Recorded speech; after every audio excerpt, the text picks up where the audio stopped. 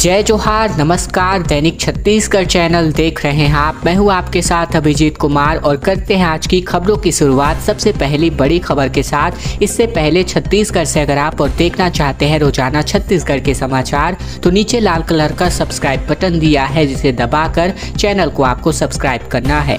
पहली बड़ी खबर, प्रदर्शन से पहले आम जनता को परेशानियों का सामना करना पड़ रहा है। बीजेपी के प्रदर्शन के पहले ही रात को ही राजधानी की सड़कों पर बैरिकेडिंग कर दी गई है। जाम लग चुका है, जिसकी वजह से कई एम्बुलेंस भी जाम में फंस चुकी है। दरअसल छत्तीसगढ़ की राजधानी रायपुर में बीती शाम से ही शहर की प्रमुख सड़कों पर बैरिकेडिंग कर दी गई है। शाम के वक्त हैवी ट्रैफिक होने की वजह से लोगों को भारी मुश्किलों का सामना करना पड़ा। कई जगहों पर जाम के हालात बने। कुछ एम्बुलेंस भी सड़क पर ट्रैफिक में फंसी नजर आई, जिन्हें वक्त पर मरीज को अस्पताल पहुंचाना था। Moti Bagh road, civil line road, घड़ी चौक जैसे इलाकों पर बैरिकेडिंग कर दी गई है। सड़क पर सिर्फ एक कार गुजर सके इतनी जगह प्रशासन ने छोड़ी है। देर रात यह स्पेस भी बंद कर दिया जाएगा और यह सड़क पूरी तरीके से प्रतिबंधित हो गई है।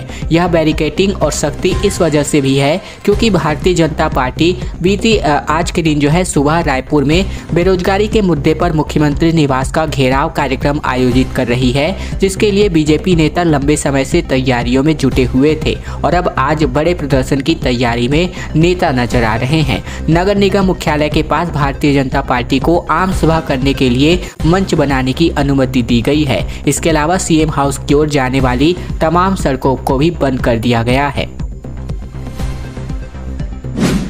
छत्तीसगढ़ में एक बार फिर से अब बारिश होने जा रही है। 3 दिनों तक राहत के बाद अब आज से वर्षा के योग बन रहे हैं। अधिकांश हिस्सों में सामान्य बरसात के आसार दिखाई दे रहे हैं। छत्तीसगढ़ में 3 दिनों तक भारी और अनवरत बरसात के राहत देने के बाद मानसूनी बादल एक बार फिर से लौट रहे हैं। एक बार फिर से बादलों की गतिविधियां बढ़ जाएंगी। 25 अगस्त से अगले 3-4 दिनों तक बरसाती गतिविधियां बढ़ी रहेंगी। इस बार भारी बारिश की संभावना कम बन रही है। रायपुर मौसम विज्ञान केंद्र के वैज्ञानिक HP चंद्रा ने बताया कि मानसून का अधिकतर हिस्सा बीत चुका है। ऐसे में वर्षा गतिविधियां अब ढलान की ओर है, यानी कि पीक अब गुजर चुका है और अब इन 2-3 दिनों के ब्रेक के बाद एक बार फिर से वर्षा की गतिविधियां बढ़ने वाली हैं। 24 अगस्त के बाद से पूरे प्रदेश में बादल बढ़ेंगे, सामान्य वर्षा होगी। 25 अगस्त से 27 अगस्त तक प्रदेश के अधिकांश हिस्से में बरसात होने की संभावना बन रही है। इसके अलावा इस दौरान अभी भारी बारिश की संभावना कम है, लेकिन अधिकांश स्थानों पर हल्की से मध्यम वर्षा की संभावना बन सकती है। छत्तीसगढ़ में स्वाइन फ्लू की वजह से एक और मौत का मामला सामने आ रहा है। रायपुर में कहारा महिला ने दम तोड़ा, सांस में तकलीफ के चलते इनको भर्ती कराया गया था। छत्तीसगढ़ में स्वाइन फ्लू से एक महिला की मौत हो गई है। सांस लेने में तकलीफ के चलते बुजुर्ग महिला को रायपुर मेडिकल कॉलेज के डॉक्टर भीमराव अंबेडकर अस्पताल में भर्ती कराया गया था, जहां इलाज के दौरान महिला ने दम तोड़ दिया है। महिला को कुछ दिन पहले अस्पताल लाया गया था। छत्तीसगढ़ में स्वाइन फ्लू से अब तक 4 मरीजों की मौत हो चुकी है। इसके अलावा डॉक्टरों का कहना था कि महिला को वेंटिलेटर सपोर्ट पर रखा गया था। देर रात हुई मौत की वजह से इसे रिपोर्ट नहीं किया जा सका। इसके अलावा बात करें तो बीती शाम को ये मामला सामने आया। छत्तीसगढ़ में इस साल स्वाइन फ्लू से पहली मौत 4 साल की एक बच्ची की हुई थी। कवर्धा से आई इस बच्ची को संक्रमण की वजह से निमोनिया हो गया था। बाद में 2 और मरीजों की मौत हो गई। इसके अलावा बात करें तो बीते दिन 14 नए केसेस की पुष्टि हुई और इसको मिलाकर अब एक महीने में प्रदेश में स्वाइन फ्लू के पीड़ितों की संख्या बढ़कर 115 पर जा पहुंची है। अभी भी 47 मरीजों का इलाज जारी है, तो वहीं बीती शाम तक 54 एक्टिव मरीज पूरे छत्तीसगढ़ में थे। काम छोड़ करके धरने पर बैठे हैं सभी कर्मचारी, जिसकी वजह से अधिकांश कार्यालयों में कामकाज प्रभावित हो चुका है। नेताओं का कहना है कि जल्द ही इसका फैसला करें मुख्यमंत्री। छत्तीसगढ़ में कर्मचारियों की हड़ताल का लगातार दूसरे दिन जारी रहा। ऐसे में अधिकांश सरकारी कर्मचारी अपना काम छोड़कर धरने पर बैठे रहे। इसकी वजह से बहुत से कार्यालयों, स्कूलों, अस्पतालों और न्यायालयों में कामकाज प्रभावित रहा है।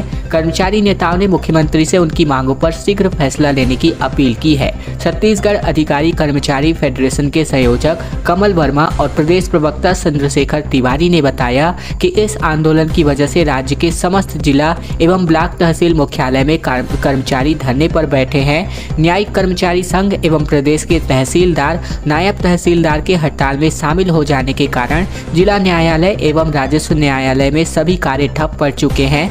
दावा किया गया है कि संचालनालय दफ्तरों वाले इंद्रावती भवन के सभी कार्यालय बंद है। कहा गया है कि अब आंदोलन में शामिल संगठनों की संख्या बढ़कर 101 पर जा पहुंची है। फेडरेशन के संयोजक कमल वर्मा ने कहा कि राज्य के कर्मचारी अपनी मांगों को लेकर चरणबद्ध आंदोलन कर रहे हैं। पिछले 3 चरणों के आंदोलन के बाद भी उनकी मांगों का कोई निराकरण नहीं हुआ है। फेडरेशन ने प्रदेश के मुख्यमंत्री से अपनी मांगों पर शीघ्र निर्णय लेने की अपील की है। छत्तीसगढ़ में शिवनाथ एक्सप्रेस डीरेल हो गई। राजनांदगांव के डोंगरगढ़ में 2 कोच पटरी से उतर गए। नागपुर रूट की 7 से भी ज्यादा ट्रेनें इसकी वजह से प्रभावित रही। छत्तीसगढ़ के राजनांदगांव में ये घटना हुई जहां पर शिवनाथ एक्सप्रेस ट्रेन मंगलवार तड़के डीरेल हो गई। डोंगरगढ़ में गाड़ी क्रमांक 18239 शिवनाथ एक्सप्रेस के 2 कोच के 5 पहिए पटरी से उतर गए। कोच SEC 134400 और SEC 084114 के 5 पहिए डोंगरगढ़ यार्ड में बेपटरी हो गए। ट्रेन कोरबा से महाराष्ट्र के इतवारी यानी कि नागपुर जा रही थी। फिलहाल हादसे में किसी यात्री के नुकसान होने की सूचना नहीं है। घटना की जानकारी मिलते ही रेलवे के उच्च अधिकारी नागपुर से मौके पर पहुंचे और पटरी के साथ ही डिब्बे की मरम्मत का कार्य किया गया। रेल हादसे के कारण 7 से भी ज्यादा गाड़ियों को अलग अलग स्टेशनों पर रोक दिया गया। इसके चलते ये गाड़ियां 2 से 3 घंटे देरी से चल रही थी। कर्मचारी और अधिकारियों की हड़ताल की वजह से लोगों की परेशानियां बढ़ चुकी हैं। बात करें तो सरकारी कार्यालयों में कामकाज ठप है और दूसरे दिन रैली निकाल करके कर्मचारी संगठन ने अपना विरोध जताया है।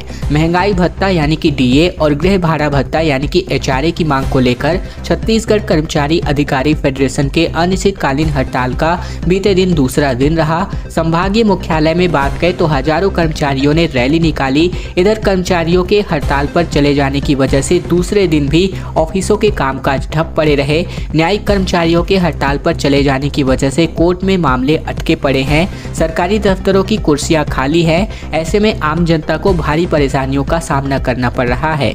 दरअसल जून महीने में कर्मचारी अधिकारी फेडरेशन ने 5 दिन के हड़ताल का ऐलान किया था। सरकार ने मांग पूरी नहीं की और इसीलिए हजारों कर्मचारी अनिश्चितकालीन हड़ताल पर चले गए हैं। कर्मचारियों का कहना है कि जब तक उनकी मांगे पूरी नहीं होंगी वे इसी तरह के आंदोलन करते रहेंगे। इसके अलावा बात करें तो लोगों में काफी ज्यादा नाराजगी इस हड़ताल को लेकर के सामने आ रही है। रेलवे ग्रुप डी की परीक्षा को लेकर खबर। प्रदेश के 25,000 प्रतियोगियों को यहां पर रांची, हैदराबाद सेंटर दिया गया है। ट्रेनें रद्द हो चुकी हैं, बसें फुल हो चुकी हैं। पर्चा छूटने का डर अब इनको सता रहा है। रेलवे भर्ती बोर्ड ने ग्रुप डी परीक्षा के लिए उम्मीदवारों की परेशानियां बढ़ा दी हैं। तकरीबन 1,30,000 पदों पर भर्ती के लिए 10 दिन पहले एग्जाम सिटी की सूचना जारी हुई है। बिलासपुर जोन के 25,000 से अधिक परीक्षार्थियों का केंद्र झारखंड, तेलंगाना और हैदराबाद में दिया गया है। 10 दिन पहले केंद्र की जानकारी मिलने पर परीक्षार्थी ट्रेन टिकट बुकिंग, अब बसों में बुकिंग के लिए परेशान हैं क्योंकि इनमें सीटें फुल हो चुकी हैं। संभाग से ज्यादातर परीक्षार्थियों का केंद्र रांची, झारखंड में है, जबकि पड़ोसी जिला कोरबा से उम्मीदवार परीक्षा देने के लिए हैदराबाद जाएंगे। परीक्षा केंद्रों की जानकारी अचानक मिलने की वजह से अब प्रदेश में खलबली मच चुकी है और कई प्रतियोगियों को अब उनकी परीक्षा से ही वंचित हो जाने का डर सता रहा है। मलेशिया में मेडल जीत करके वापस लौटा है छत्तीसगढ़ का बेटा। बोला अगली बार गोल्ड मेडल जीतूंगा, विदेश में सबसे ऊंचा तिरंगा फहराऊंगा और बस्तर में भव्य स्वागत किया गया। मलेशिया में आयोजित वर्ल्ड म्यू थाई चैंपियनशिप में भारत को ब्रॉन्ज मेडल दिला युवराज सिंह ने अपने घर जगदलपुर पहुंच चुके हैं। शहर पहुंचते ही सैकड़ों स्कूली बच्चों समेत शहरवासियों ने युवराज का भव्य रूप से स्वागत किया। ढोल नगाड़े बजाकर जश्न मनाया गया। जैसे ही युवराज जगदलपुर पहुंचा तो यहाँ शहर के स्टेट बैंक के पास सैकड़ों की संख्या में शहरवासियों ने उनका भव्य स्वागत किया, सत्कार किया और भारत माता की जयकारे के साथ स्टेट बैंक से दंतेश्वरी मंदिर और फिर वहां से घर तक की रैली निकाली। छत्तीसगढ़ टीचर एलिजिबिलिटी टेस्ट यानी कि छत्तीसगढ़ शिक्षक पात्रता परीक्षा 2022 का नोटिफिकेशन जारी हो चुका है। दरअसल छत्तीसगढ़ शिक्षक पात्रता परीक्षा 2022 के लिए राज्य शैक्षिक अनुसंधान और प्रशिक्षण परिषद रायपुर ने छत्तीसगढ़ व्यावसायिक परीक्षा मंडल रायपुर को पत्र जारी किया है।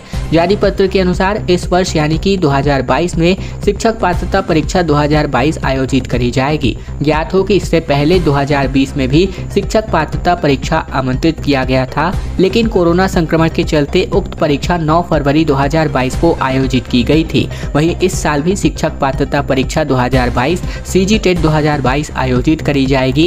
इस संदर्भ में SCERT द्वारा पत्र भी जारी हो गए हैं। इसके अलावा बात करें तो सीजी टेट की परीक्षा के लिए ऑफिशियल वेबसाइट सीजी व्यापम बताई गई है।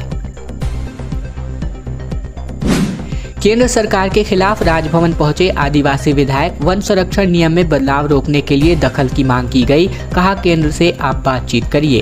कांग्रेस के आदिवासी विधायकों ने वन संरक्षण नियम में बदलाव के मुद्दे को लेकर केंद्र सरकार के खिलाफ नया मोर्चा खोल दिया है। आबकारी मंत्री कवासी लखमा की अगुवाई में विधायकों का एक प्रतिनिधि मंडल बीते दिन राज्यपाल अनुसुईया उइके से मिलने पहुंचे, जहां पर विधायकों ने नियम बदलने से जुड़ी आशंकाओं पर चर्चा की। विधायकों ने राज्यपाल से कहा कि वे आदिवासी क्षेत्रों की संरक्षक है, ऐसे में केंद्र सरकार से इस मुद्दे पर बातचीत करें। छत्तीसगढ़ में रोजगार पर तकरार की स्थिति निर्मित हो रही है। डी पुरेंद्रेश्वरी का कहना है कि कांग्रेस कहती है कि प्रदेश में बेरोजगारी कम, बीजेपी के स्टॉल पर 2,80,000 बेरोजगारों के फॉर्म आ चुके हैं।